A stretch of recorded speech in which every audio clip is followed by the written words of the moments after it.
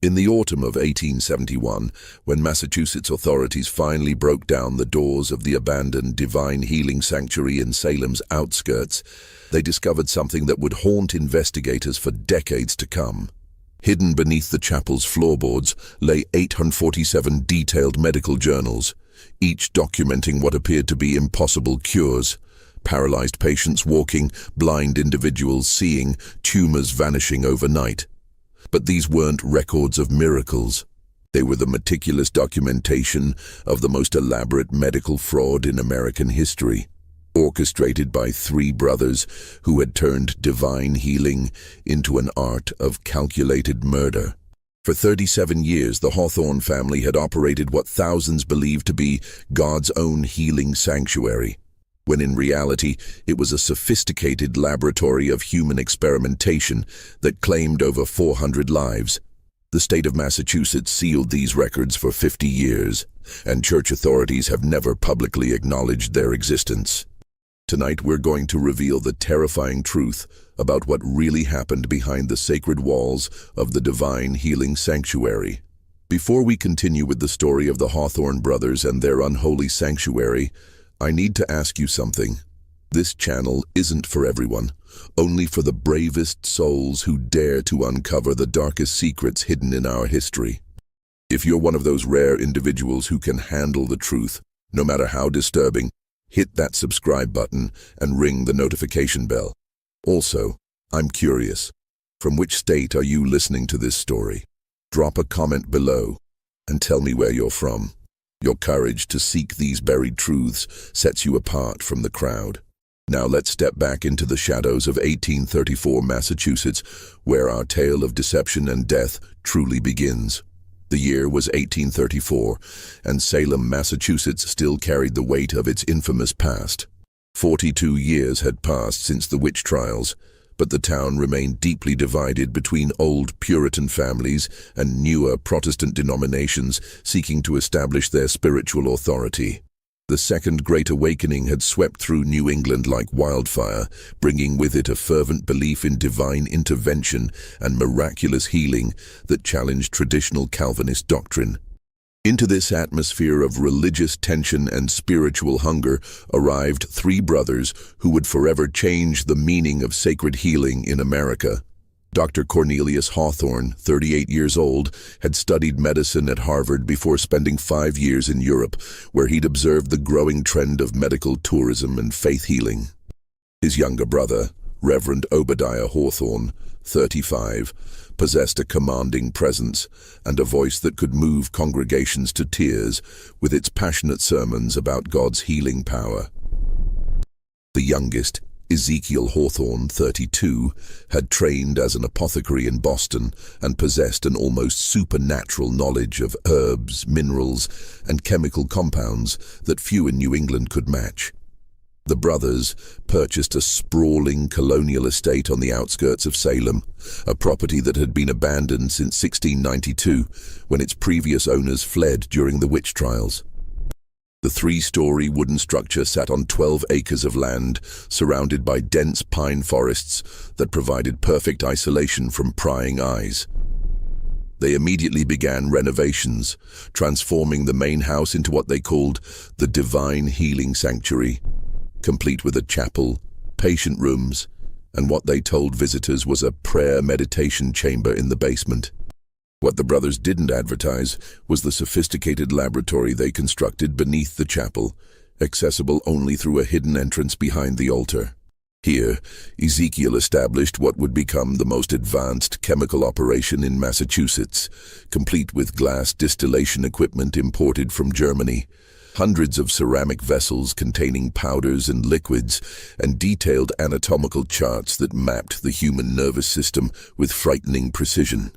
The Hawthorne brothers understood something that other faith healers of their era missed entirely: the power of specificity. While traveling preachers claimed general healing powers, the Hawthornes specialized in what they called miraculous cures for the incurable. They targeted 3 specific conditions that medical science of the 1830s couldn't treat: sudden onset paralysis, mysterious blindness, and rapidly growing tumors. Each condition, they claimed, could be reversed through intensive prayer and divine intervention, but only at their sanctuary, and only for those with sufficient faith and financial means. The brothers crafted their reputation methodically. Cornelius used his medical credentials to establish relationships with physicians throughout New England, positioning himself as a doctor who wasn't afraid to acknowledge the limits of science when faced with God's greater power. Obadiah traveled to churches across Massachusetts, delivering sermons about the intersection of faith and healing that left congregations spellbound. Ezekiel, meanwhile, worked quietly in the shadows, developing what he called his divine compounds, substances that could create the very conditions his brothers claimed to cure. By the spring of 1835, the Divine Healing Sanctuary had welcomed its first patients, and word of the Hawthorne Brothers' extraordinary abilities began to spread throughout New England. What none of their patients realized was that they were entering the most sophisticated medical fraud in American history, one that would prey on human desperation and faith for over 3 decades. The brothers had learned a crucial lesson from observing other fraudulent healers: the importance of documentation. Every patient who entered their sanctuary was photographed before and after treatment, their conditions meticulously recorded in leather-bound journals that Cornelius maintained with scientific precision. These records, they claimed, were proof of God's work through their ministry. In reality, they were the detailed documentation of a criminal enterprise that would eventually claim hundreds of lives. The Hawthorne Brothers' operation began with what they called divine selection. Cornelius would travel to medical conferences and physicians' offices throughout New England, carefully studying patient records and identifying individuals whose conditions were deteriorating beyond medical help. He maintained detailed correspondence with doctors, positioning himself as a colleague interested in desperate cases where only divine intervention remained possible. But the brothers' true genius lay in their parallel operation: the systematic creation of patients who appeared to need miraculous healing. Ezekiel had spent years developing what he called his reversible affliction compounds, chemical preparations that could induce specific symptoms that perfectly mimicked serious medical conditions. His masterpiece was a powder derived from a rare South American plant that, when administered in precise doses, could cause temporary paralysis that lasted anywhere from 2 weeks to 3 months, depending on the concentration. The brothers' method was diabolically simple. They would identify healthy individuals from wealthy families, often targeting those traveling alone or visiting Salem for business. Through carefully orchestrated chance encounters, they would invite these individuals to tour their sanctuary, where Ezekiel would serve them tea laced with his compounds. Within days, the victims would begin experiencing symptoms: gradual loss of feeling in their limbs, mysterious vision problems, or the appearance of what seemed like rapidly growing tumors, actually wax formations injected under the skin while the victims were unconscious.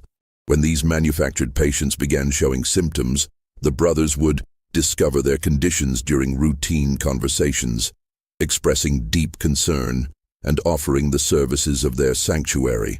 The victims, terrified by their sudden afflictions and desperate for help, would readily agree to treatment.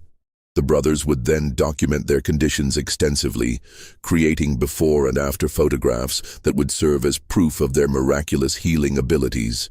The healing process was theatrical and convincing. Obadiah would conduct elaborate prayer sessions, often lasting several hours, while Cornelius administered what he called divine medicine, actually the antidotes that Ezekiel had developed for each of his compounds. The paralysis would fade, vision would return, and the wax tumors would be skillfully removed during nighttime divine surgery performed while patients were sedated. The brothers charged enormous fees for their services, typically demanding between $500 and $2,000 per patient, fortunes that represented lifetime savings for most families. They justified these costs by claiming that true divine healing required substantial sacrifice and that their ministry needed funding to continue God's work. Most families gladly paid, believing they were witnessing genuine miracles. Word of the Hawthorne Brothers' success spread throughout New England and beyond. By 1837, they were receiving letters from families across America begging for their help with genuinely ill relatives. The brothers found themselves in a predicament. They had built their reputation on a 100% success rate, but now they were being asked to treat patients with real, incurable conditions. Their solution was as cold-blooded as it was logical. When patients arrived with genuine medical conditions, actual paralysis from strokes, real tumors, or hereditary blindness, the brothers would conduct their usual elaborate ceremonies. But instead of administering healing compounds, Ezekiel would prepare what he called divine transition medicine, carefully calculated doses of morphine and other substances that would cause patients to die peacefully in their sleep. The brothers would then explain to grieving families that their loved ones had been called home by God, just as the healing was about to take place. They would offer elaborate theological explanations about divine timing and the mysteries of God's plan. While privately documenting these deaths in separate journals, they kept locked away in their basement laboratory. This dual operation, manufacturing miracles for healthy patients while quietly eliminating genuinely sick ones, allowed the brothers to maintain their reputation for supernatural healing while generating enormous profits. They understood that in an age where medical knowledge was limited and faith was strong, families would rather believe in a divine mystery than question what seemed like miraculous healing. Margaret Whitmore arrived at the Divine Healing Sanctuary on a gray October morning in 1839, carrying with her a letter of introduction from a physician in Boston and a heart heavy with desperation. Her 22-year-old daughter, Sarah, had begun experiencing strange symptoms 3 weeks earlier. Sudden dizzy spells, gradual loss of vision in her left eye, and a growing weakness in her hands that made simple tasks impossible. Margaret had spent her late husband's entire legacy seeking treatment for Sarah in Boston, New York, and Philadelphia, but no physician could explain her daughter's condition.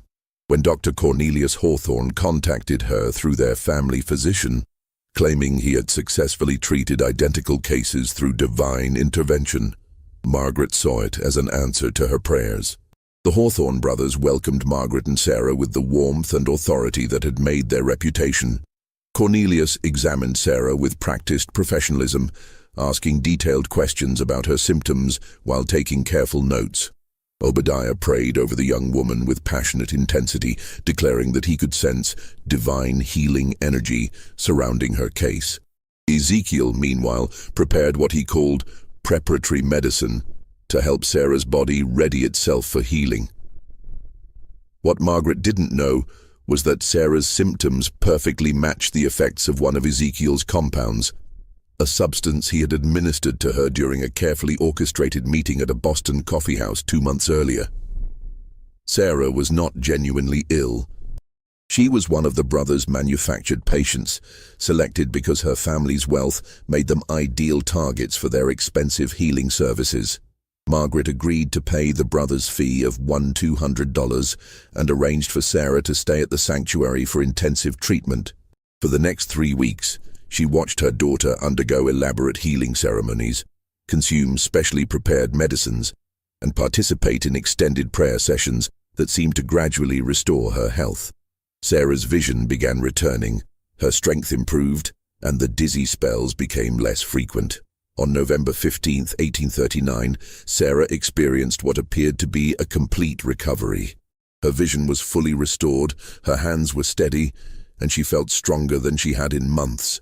Margaret wept with joy, praising God for the miracle she had witnessed.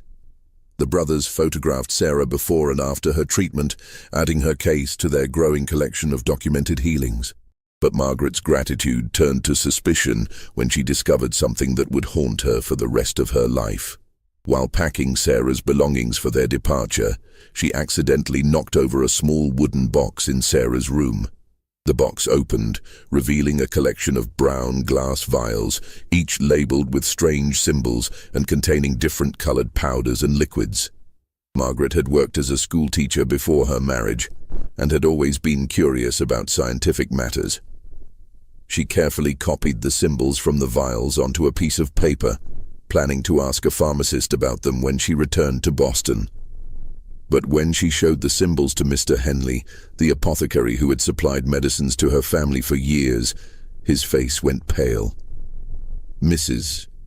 Whitmore," he whispered, glancing around his shop to ensure they were alone. "These are not healing compounds. This symbol here indicates belladonna extract, a poison that causes vision problems and weakness. This one is wolfsbane, which creates paralysis. And this," he pointed to a symbol that looked like a twisted tree. "This is something I've never seen before, but the notation suggests it's an antidote compound." Margaret felt the world shift beneath her feet. If the vials contained poisons and antidotes, then Sarah's illness had been artificially created, and her healing had been nothing more than an elaborate performance. She returned to Salem that same evening, determined to confront the Hawthorne brothers and demand an explanation. But when she arrived at the sanctuary, she found the brothers prepared for her visit. They welcomed her warmly, expressing concern about her obvious distress. When she produced the paper with the copied symbols, Cornelius examined it with apparent confusion. "Mrs. Whitmore," he said gently, "I'm afraid someone has played a cruel joke on you. These symbols are from an old alchemical text, medieval superstitions that have nothing to do with modern medicine or divine healing. Perhaps someone placed those vials in Sarah's room to test your faith or cause doubt about the miracle you witnessed."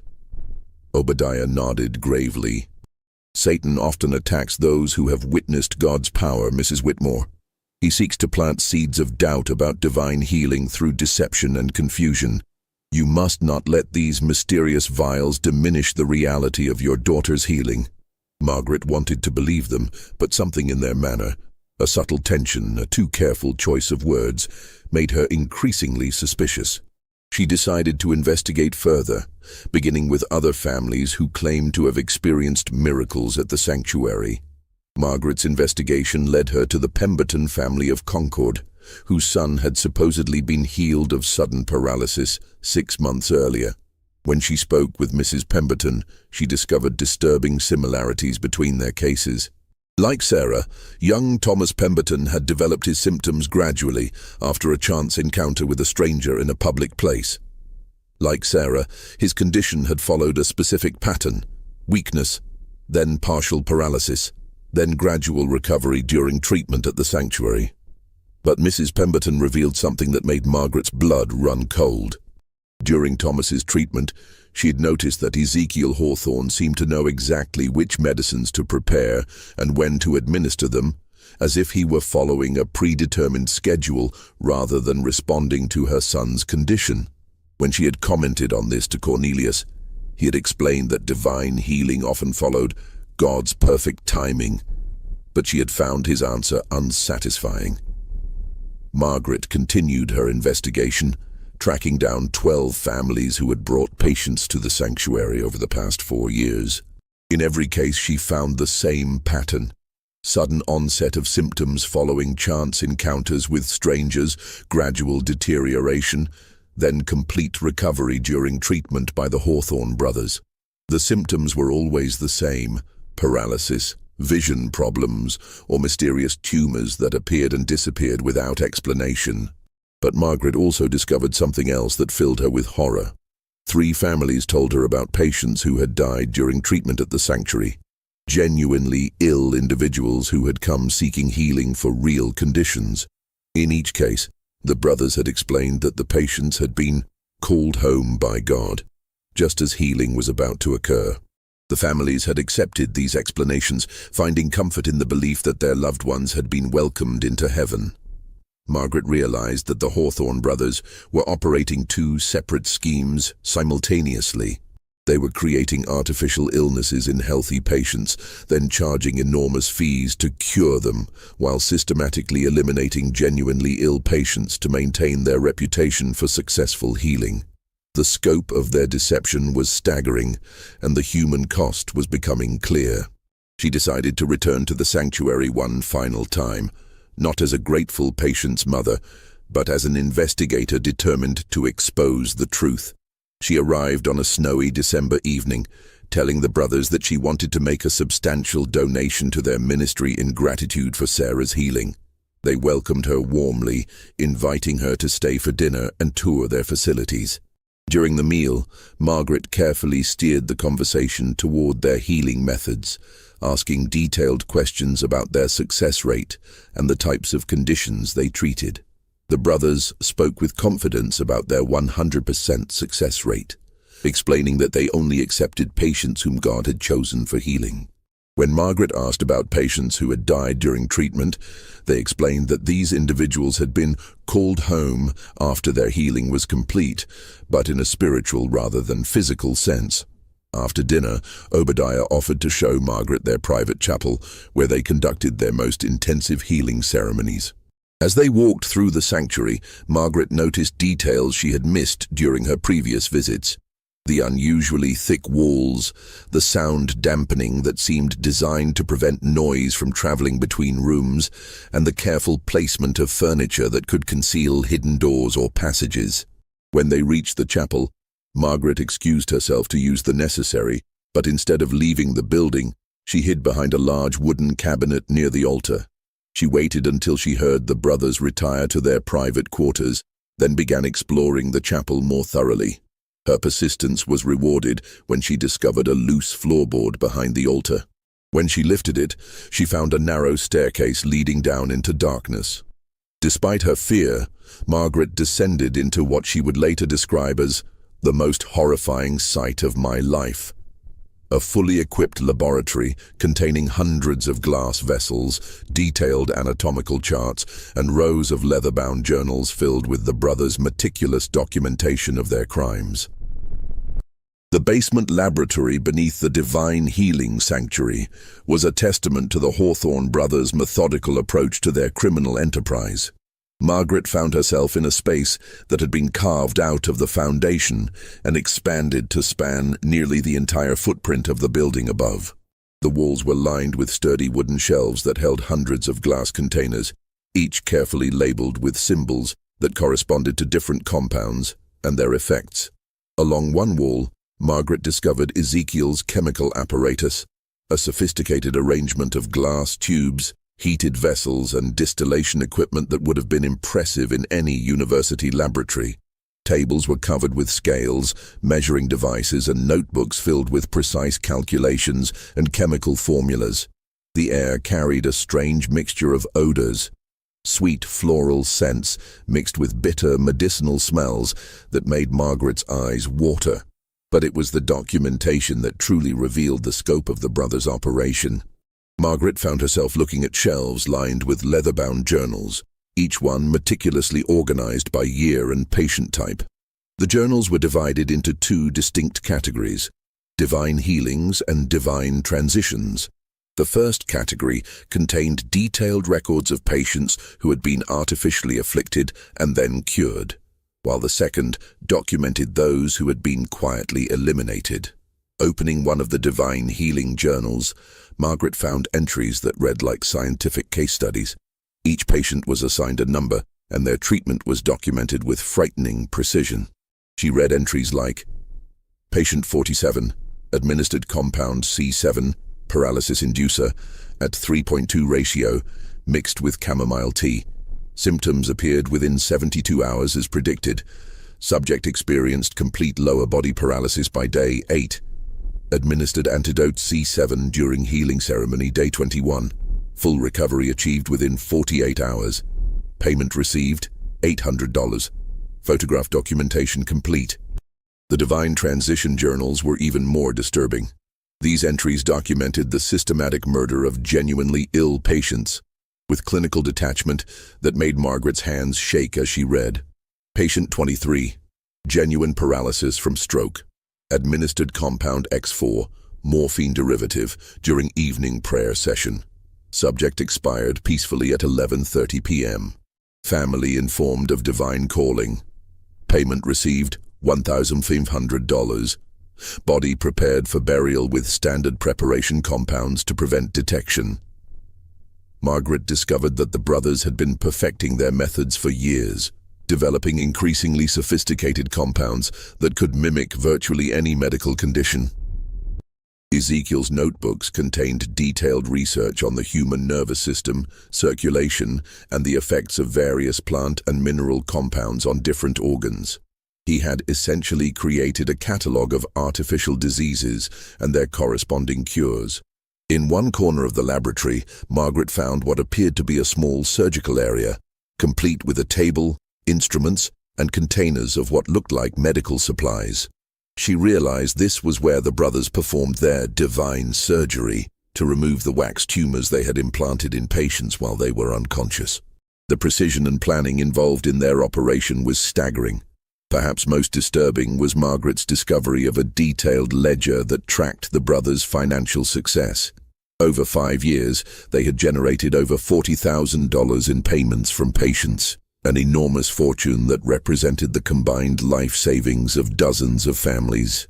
The ledger also contained plans for expansion, including correspondence with potential associates in other states who were interested in establishing similar divine healing operations.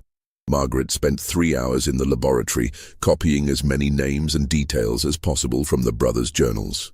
She found records of patients she had interviewed during her investigation, confirming her suspicions about the artificial nature of their illnesses. But she also found evidence of crimes that went far beyond medical fraud. The brothers had been systematically murdering patients for years, and their success had made them increasingly bold in their methods. As she prepared to leave the laboratory, Margaret heard footsteps above her in the chapel. The brothers had discovered her absence and were searching for her. She quickly replaced the journals and climbed the stairs, but as she reached the top, she found herself face to face with Cornelius Hawthorne, who was holding a lantern and wearing an expression of cold fury. "Mrs. Whitmore," he said quietly, "I'm afraid you've seen things that were not meant for your eyes."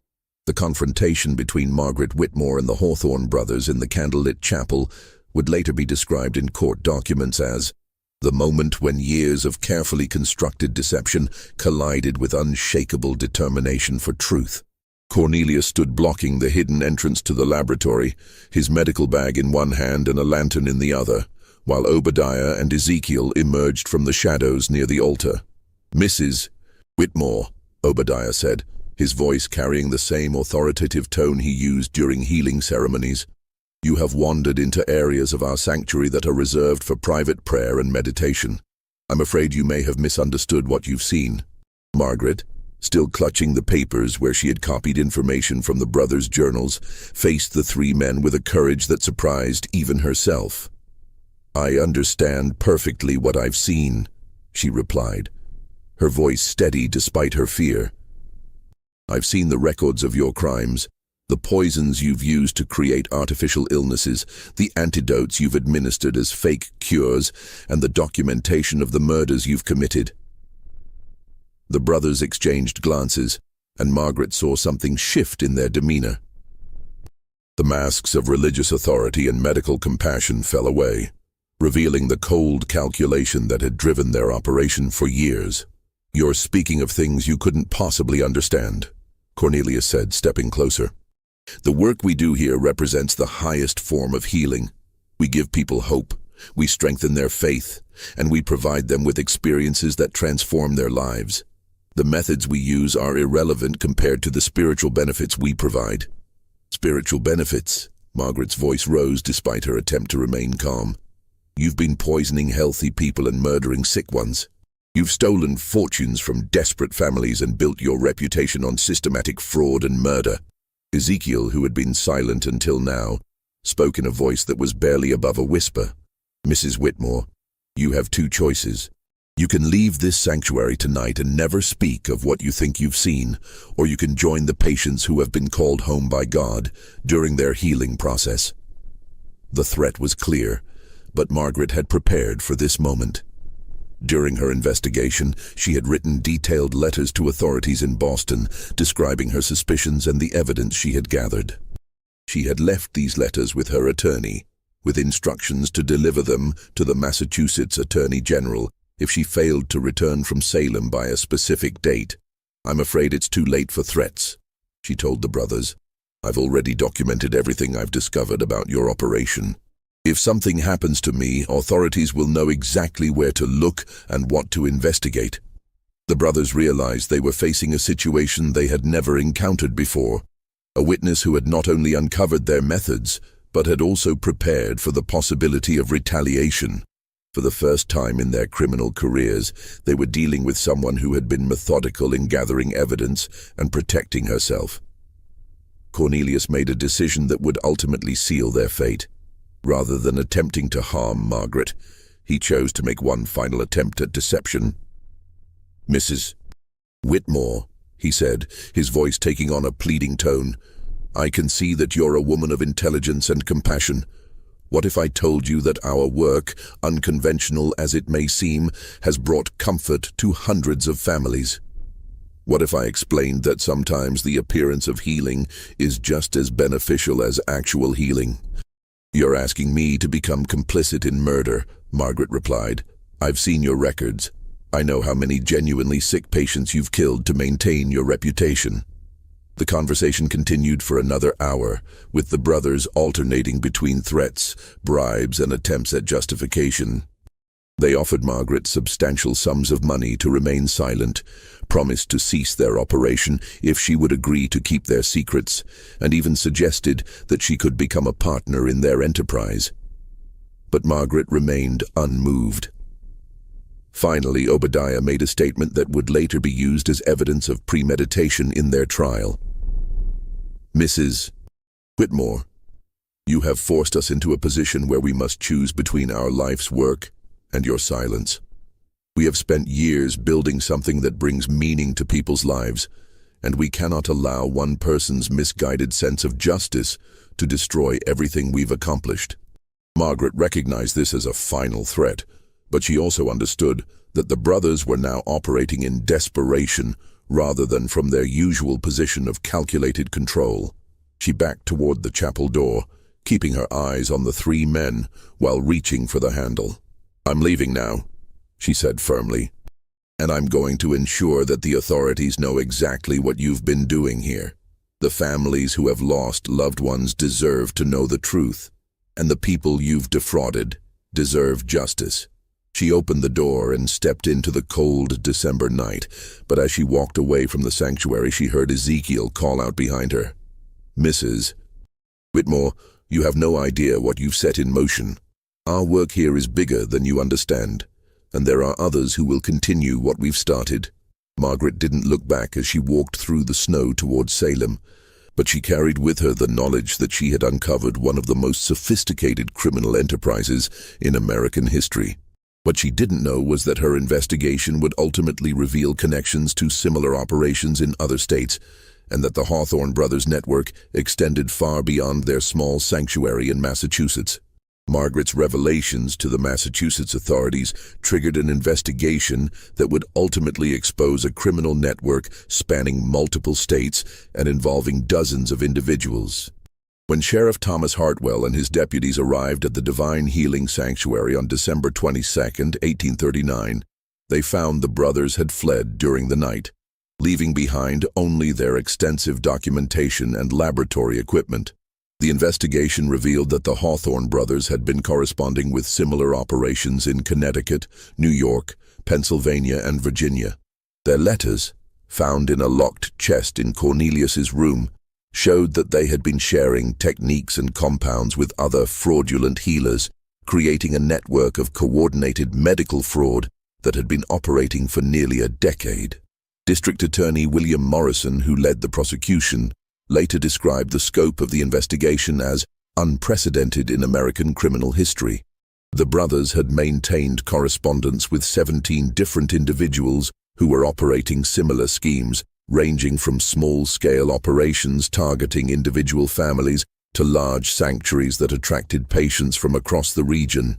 The investigation revealed that the network had developed standardized methods for creating artificial illnesses, training procedures for new operators, and even a system for sharing information about wealthy families who might be targeted for their schemes.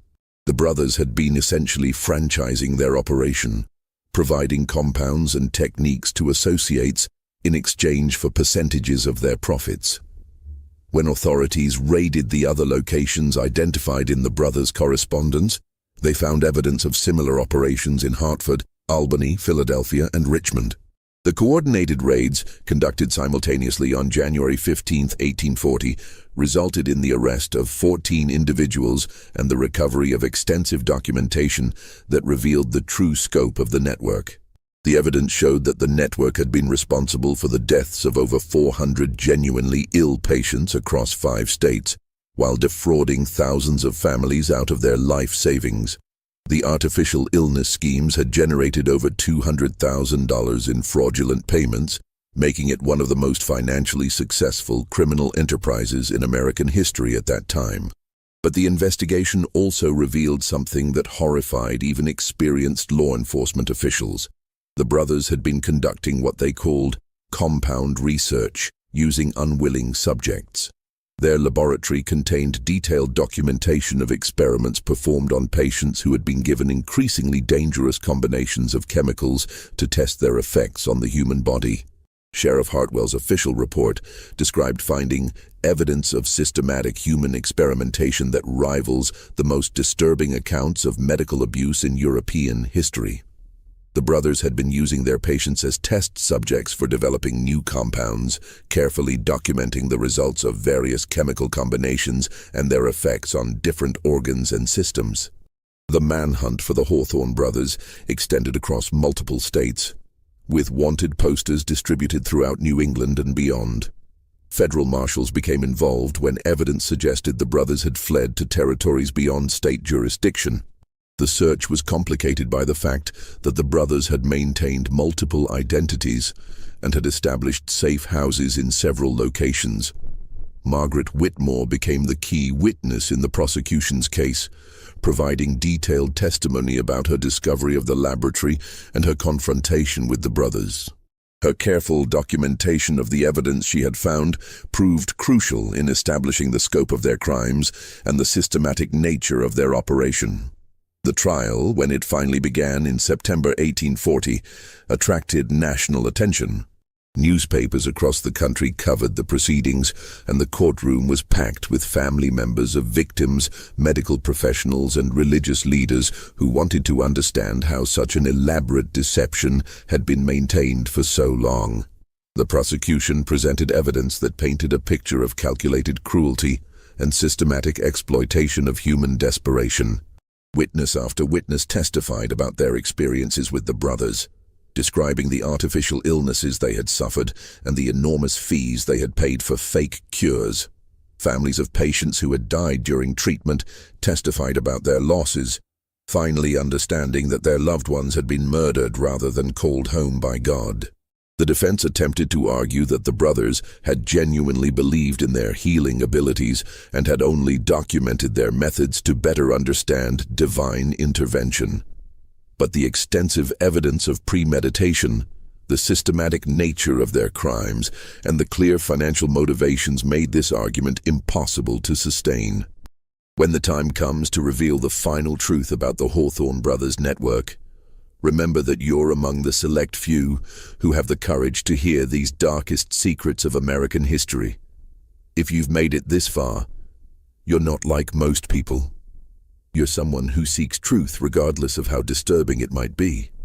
Hit that like button if this investigation is sending chills down your spine, and don't forget to subscribe for more hidden stories that few channels dare to tell. Share this video with someone who loves dark mysteries, because together we're uncovering secrets that have been buried for over a century. The trial of the Hawthorne brothers took an unexpected turn when Ezekiel Hawthorne, the youngest brother and the mastermind behind their chemical operation, was captured in Baltimore in November 1840. Unlike his brothers, who had maintained their innocence and claimed to be genuine healers, Ezekiel chose to cooperate with authorities in exchange for a reduced sentence. His testimony, delivered over 3 days in a packed courtroom, revealed details about their operation that shocked even the prosecutors who had been investigating the case for nearly a year. Ezekiel explained that their network had been developing what they called medical theater, elaborate performances designed to simulate miraculous healing while generating enormous profits from desperate families. We understood, Ezekiel testified, that people needed to believe in miracles more than they needed actual healing. Our artificial illnesses and cures provided them with experiences that strengthened their faith and gave them hope, even if the medical effects were temporary. We saw ourselves as providing a service that doctors and traditional healers couldn't offer. But Ezekiel's testimony also revealed the cold calculation behind their systematic murders. When asked about the patients who had died during treatment, he explained their reasoning with chilling logic. Genuinely ill patients presented a problem for our reputation. We had built our success on a 100% healing rate, and we couldn't allow real diseases to damage our credibility. The transition medicine we provided ensured that these patients died peacefully, and their families found comfort in believing they had been called home by God. The prosecution then presented evidence that would forever change how the case was understood. Hidden in Ezekiel's Baltimore laboratory, authorities had discovered a series of journals that documented what he called advanced research, experiments conducted on patients without their knowledge or consent. These experiments had been designed to test the effects of various compounds on the human body, with results that would later be used to develop more sophisticated artificial illnesses. The journals revealed that the brothers had been using patients as test subjects for chemical combinations that could create virtually any symptom imaginable. They had developed compounds that could cause temporary blindness, paralysis, skin conditions, respiratory problems, and even mental confusion. Each compound had been tested on multiple patients, with the results carefully documented for future use. But the most disturbing revelation came when Ezekiel described their long-term goals. The brothers had been working toward what they called medical legitimacy. They planned to eventually transition from fraudulent healing to becoming recognized medical researchers. They intended to use their accumulated wealth and documented research to establish a legitimate medical institution where they could continue their human experiments under the guise of scientific advancement. We believed, Ezekiel testified, that our research would eventually contribute to genuine medical breakthroughs. The compounds we developed and the systematic documentation of their effects represented valuable scientific knowledge that would benefit humanity. The methods we used were necessary to advance medical understanding in ways that traditional research could never achieve. The prosecution's final witness was Dr.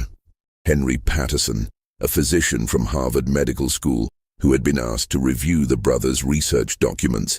His testimony provided the scientific context that helped the jury understand the true nature of their crimes.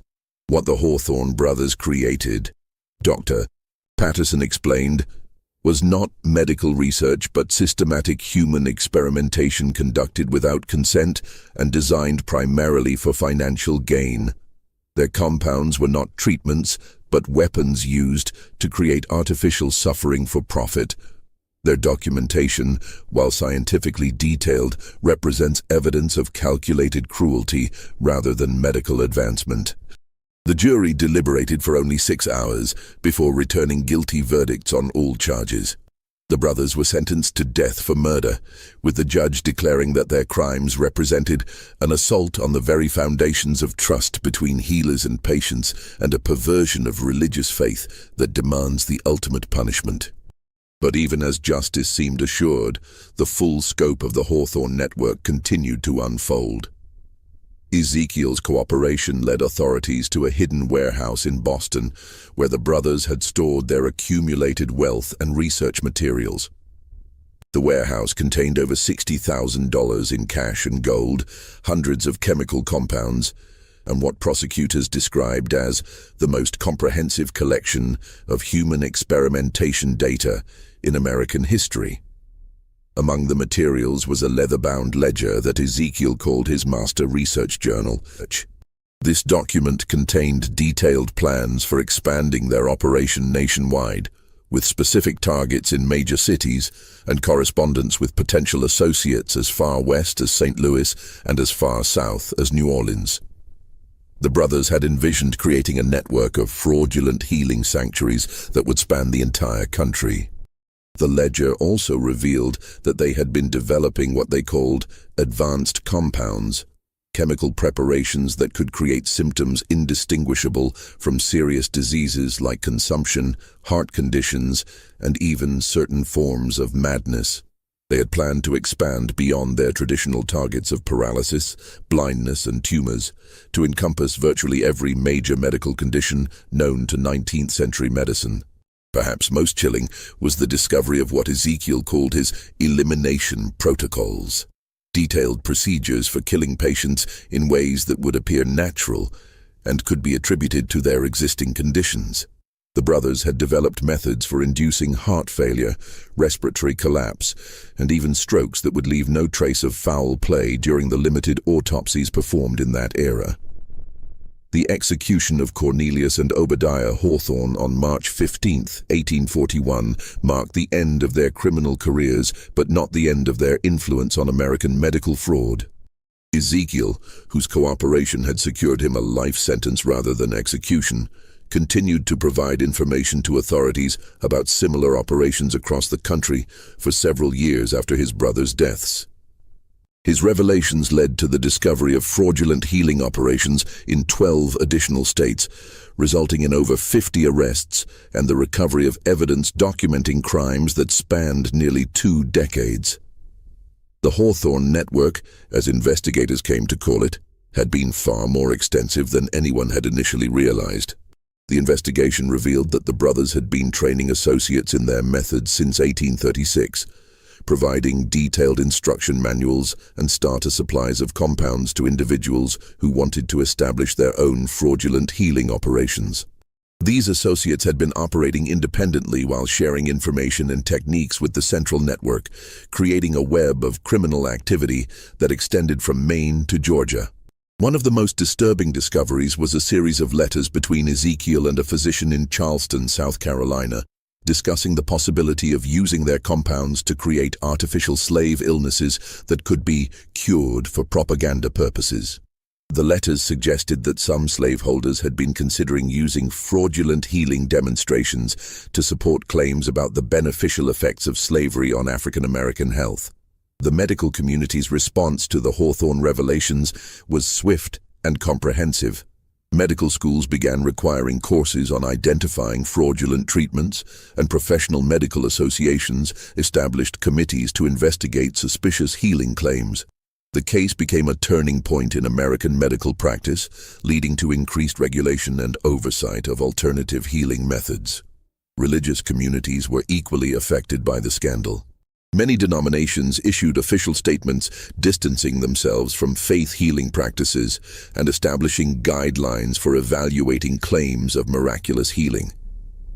The Hawthorne case became a cautionary tale about the dangers of mixing religious faith with medical treatment, and it influenced theological discussions about the nature of divine intervention for decades. But perhaps the most lasting impact of the Hawthorne case was its effect on public trust in medical authority. The revelation that respected physicians could engage in such systematic deception led to increased skepticism about medical claims and greater demand for evidence-based treatment. The case contributed to the development of more rigorous medical testing procedures and ethical guidelines that would eventually evolve into modern medical standards. Margaret Whitmore, whose courage had exposed the entire network, became a prominent advocate for medical reform and patient rights. She used her experience to establish one of America's first patient advocacy organizations, working to educate families about medical fraud and providing support for victims of fraudulent treatment.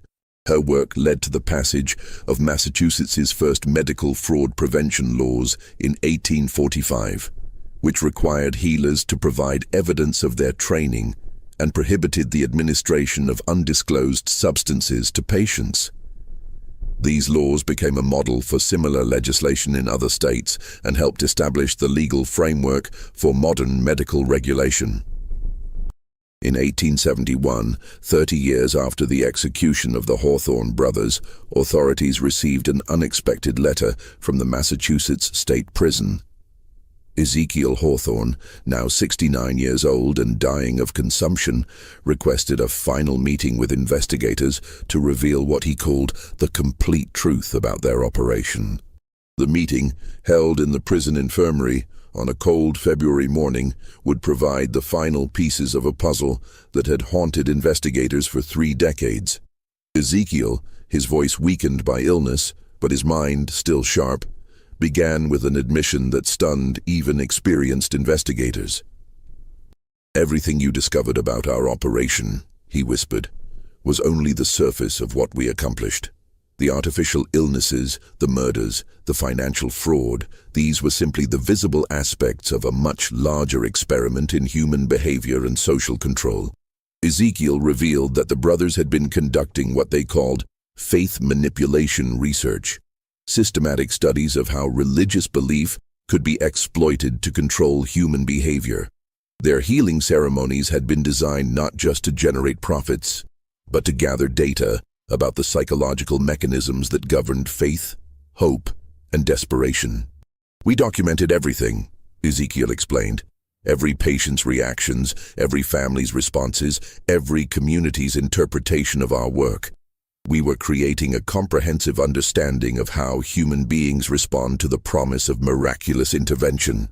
Our journals contained far more than medical data. They were detailed psychological profiles of human vulnerability. The implications of this revelation were staggering. The brothers had essentially been conducting one of the first systematic studies of psychological manipulation in American history, using their patients as unwitting subjects in experiments designed to understand the limits of human gullibility and the power of false hope. Ezekiel also revealed that their network had been sharing this psychological data with associates who were using it for purposes beyond medical fraud. Some associates had been politicians interested in understanding how to manipulate public opinion, while others had been businessmen seeking to develop more effective advertising and sales techniques.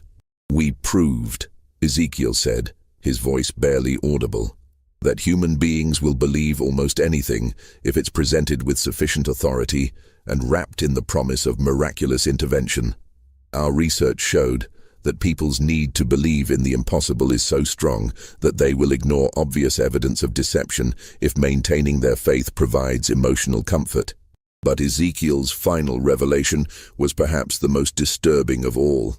In a metal box hidden beneath his cell's floorboards, he had preserved a single journal that contained what he called his ultimate research, detailed plans for using their psychological manipulation techniques on a massive scale. The journal outlined strategies for creating artificial crises that could be resolved through fraudulent interventions, methods for identifying and exploiting community vulnerabilities, and techniques for maintaining long-term deception through careful management of evidence and witnesses. It was, investigators realized, a comprehensive manual for large-scale social manipulation disguised as scientific research. "Our work at the sanctuary," Ezekiel concluded, "was never really about healing or even about money. It was about proving that human society is built on foundations that can be systematically undermined by those who understand the mechanisms of faith and fear. We demonstrated that even the most sacred trusts, between healers and patients, between religious leaders and congregations, can be exploited by individuals with sufficient knowledge and determination." Ezekiel Hawthorne died 3 days after this final confession, taking with him the complete details of psychological manipulation techniques that would not be formally studied by legitimate researchers for another century. His journal was sealed by court order and remained classified until 1971, when it was finally released to academic researchers studying the history of medical fraud. The Divine Healing Sanctuary remained abandoned for over 30 years after the arrest of the Hawthorne Brothers. Local residents reported strange sounds and unexplained lights in the building, leading to rumors that the site was haunted by the spirits of the brothers' victims. In reality, these phenomena were likely caused by the chemical residues from Ezekiel's laboratory, which continued to emit vapors and create unusual reactions in the building's materials. In 1872, the building was finally demolished by order of the Salem City Council, but workers discovered something that had been missed during the original investigation. Beneath the laboratory, Ezekiel had constructed an additional chamber that contained his most sensitive research materials. This hidden room held detailed documentation of experiments that made even the known horrors of their operation pale in comparison. The final chamber contained evidence that the brothers had been testing their compounds on children, using patients' families as unwitting accomplices in experiments designed to understand how artificial illnesses affected developing minds and bodies. The documentation showed that they had created specific compounds designed to cause temporary developmental delays, behavioral changes, and learning difficulties in young patients. These final revelations were never made public, as authorities determined that the information was too disturbing to release and could cause additional trauma to surviving family members. The documents were sealed permanently, with access restricted to researchers studying the prevention of medical abuse. Today, the site of the Divine Healing Sanctuary is occupied by a small park dedicated to the memory of the brothers' victims. A simple granite monument lists the names of the 400 confirmed victims, along with an inscription that reads, "In memory of those who suffered and died, seeking healing and hope. May their tragedy serve as a warning about the dangers of false promises and the importance of questioning those who claim miraculous powers." Margaret Whitmore lived to be 87 years old, spending her final decades working to prevent medical fraud and support victims of deceptive healing practices. Her autobiography, published in 1885, became one of the first detailed accounts of medical fraud investigation and influenced the development of consumer protection laws throughout the United States. Sarah Whitmore, Margaret's daughter, whose artificial illness had first exposed the brothers' operation, became a physician herself, dedicating her career to legitimate medical research and the treatment of patients who had been victims of medical fraud. She established one of America's first clinics specifically designed to help individuals recover from the physical and psychological effects of fraudulent medical treatment.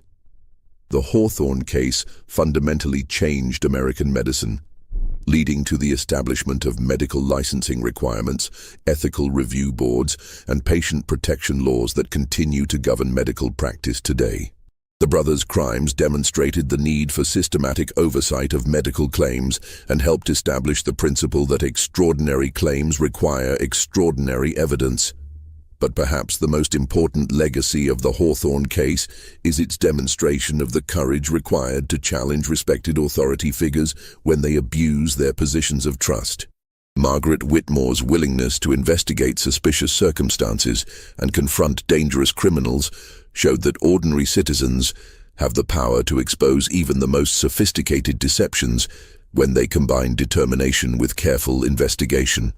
The complete story of the Hawthorne brothers' crimes serves as a reminder that evil often disguises itself as virtue, that those who prey on human vulnerability often present themselves as helpers and healers, and that the most dangerous deceptions are those that exploit our deepest needs for hope, healing, and faith. In an age when medical misinformation and fraudulent healing claims continue to exploit vulnerable populations, the Hawthorne case remains a powerful example of why skeptical inquiry and evidence-based evaluation are essential protections against those who would abuse our trust and exploit our desperation. The Hawthorne brothers built their empire of deception on the fundamental human need to believe in miraculous intervention when facing suffering and loss.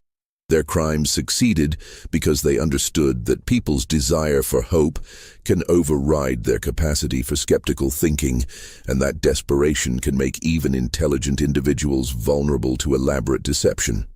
But their eventual exposure and punishment also demonstrated that truth has a way of emerging even from the most carefully constructed lies, that evidence-based investigation can overcome even sophisticated deception, and that justice, though sometimes delayed, can ultimately prevail against even the most calculated evil. The story of the Divine Healing Sanctuary shows us that behind every miracle claim lies either genuine phenomena that can withstand rigorous investigation or carefully constructed deception that crumbles when exposed to determined inquiry.